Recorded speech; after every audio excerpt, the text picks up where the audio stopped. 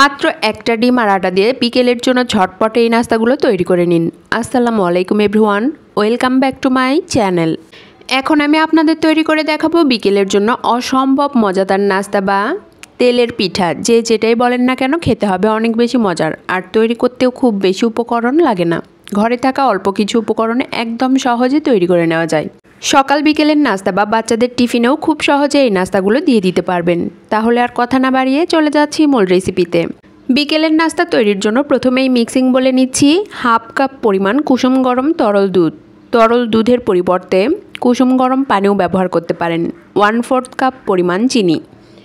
আপনারা আপনাদের টেস্ট বুঝে চিনির পরিমাণ কমিয়ে বা বাড়িয়ে নিতে পারেন। স্বাদ মতো লবণ। এখন একটা কাঁটা চামচের সাহায্যে সবগুলো ভালোভাবে মিশিয়ে নিচ্ছি চিনি গলা পর্যন্ত। এখানে এমন গরম তরল দুধ ব্যবহার করতে হবে যেন আঙুল চোবালে সহ্য করা যায়। তরল দুধের সাথে চিনি খুব ভালোভাবে মিশে গেছে। এখন এর সাথে অ্যাড করছি নর্মাল তাপমাত্রার একটি ডিম। ডিম অবশ্যই নর্মাল তাপমাত্রার হতে হবে। তরল দুধের সাথে ডিমটাকে আবারও খুব ভালোভাবে মিশিয়ে নিচ্ছি। তরল দুধের সাথে ডিম ভালোভাবে মেশাতে হবে যেন এর ভেতরে কোনো লাম্পস না থাকে। তরল দুধের সাথে ডিম খুব ভালোভাবে মেশানো হয়ে গেছে। এবার এর সাথে শুকনো উপকরণগুলো অ্যাড করতে হবে। প্রথমেই অ্যাড করছি 1 কাপ পরিমাণ আটা। আপনারা চাইলে আটার পরিবর্তে ময়দাও ব্যবহার করতে পারেন।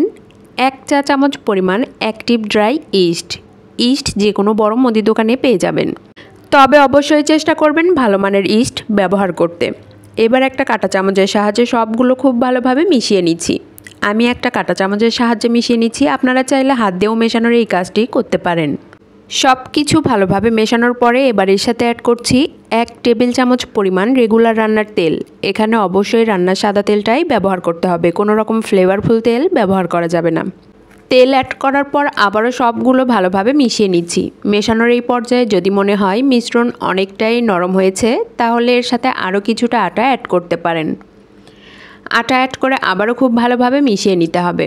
মেশানোর পরে ব্যাটারের কনসিস্টেন্সি ঠিক কেমন হয়েছে আমি আপনাদের দেখিয়ে দিচ্ছি। দেখুন, ঠিক এরকম কনসিস্টেন্সির করে ব্যাটার তৈরি করে নিয়েছি। ব্যাটার একেবারে রেডি। এখন একটা ঢাকনা দিয়ে ঢেকে রেস্টে রেখে দিব প্রায় 20 মিনিটের জন্য।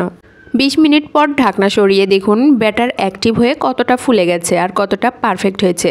এখন সবগুলো খুব ভালোভাবে মিশিয়ে নিচ্ছি। আমি হাত দিয়েই সবগুলো মিশিয়ে নিচ্ছি। এই পর্যায়ে মেশানো যত ভালো হবে নাস্তাগুলো খেতে ঠিক ততটাই মজার হবে। সবগুলো ভালোভাবে মেশানো হয়ে গেছে। এবার নাস্তাগুলো ভাজার জন্য পর্যাপ্ত পরিমাণ তেল দিয়ে চুলায় একটি প্যান বসিয়েছি। প্যানে তেল একেবারেই গরম হয়েছে। গরম তেলে একটা একটা করে নাস্তা ছেড়ে দিচ্ছি। এই পর্যায়ে চুলার হিট রয়েছে মিডিয়াম টু লোয়ের মাঝামাঝি। সবগুলো নাস্তা তেলে ছাড়া হয়ে গেলে নাস্তার এক পাশ হয়ে আসলে উল্টে আরেক পাশ ভেজে নিচ্ছি। বারবার নেড়েচেড়ে উল্টে পাল্টে নাস্তাগুলো ভাজতে হবে সুন্দর কালার আসা পর্যন্ত। চুলার হিট একেবারেই বাড়িয়ে দেওয়া যাবে না, তাহলে উপরে দ্রুত কালার চলে আসবে, পুড়ে যাবে। মিডিয়াম হিটে ধীরে ধীরে নাস্তাগুলো ভাজতে হবে। এই নাস্তাগুলো দেখতে যতটা সুন্দর, খেতে তার চেয়েও অনেক বেশি মজার। আপনারা বাসায় অবশ্যই একবারের জন্য হলেও ট্রাই করবেন। আমার রেসিপির কোথাও যদি আপনাদের একটুও ভালো লেগে থাকে অবশ্যই লাইক, শেয়ার, কমেন্টস করবেন।